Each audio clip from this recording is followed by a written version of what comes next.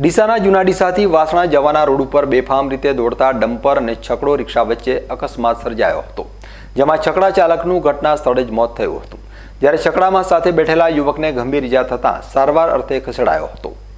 ડીસા તાલુકામાં અકસ્માતની ઘટનાઓ રોજે રોજ બની રહી છે, જેમાં આજે વધુ એક અકસ્માતમાં ઉમેરો થયો છે, જેમાં એક વ્યક્તિનું મોત અને એકને ઈજા થઈ હતી। ડીસાના જૂના ડીસાથી વાસણા અને છત્રાલા ખાતે આવેલી બનાસ નદીમાંથી રેતી ભરીને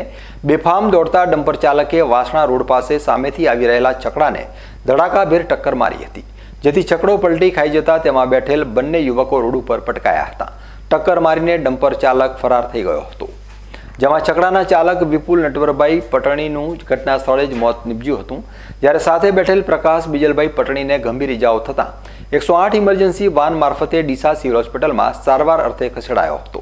જ્યારે મૃતક વિપુલ પટણીના મૃતદેહને પણ પીએમ અર્થે ડીસા લવાયો હતો। ઘટનાની જાણ થતાં જ ડીસા તાલુકા પોલીસ ઘટના સ્થળે પહોંચી પંચનામું સહિતની કામગીરી કરી ફરાર થયેલા ડમ્પર ચાલક વિરુદ્ધ ગુનો નોંધવાની કાર્યવાહી હાથ ધરી છે।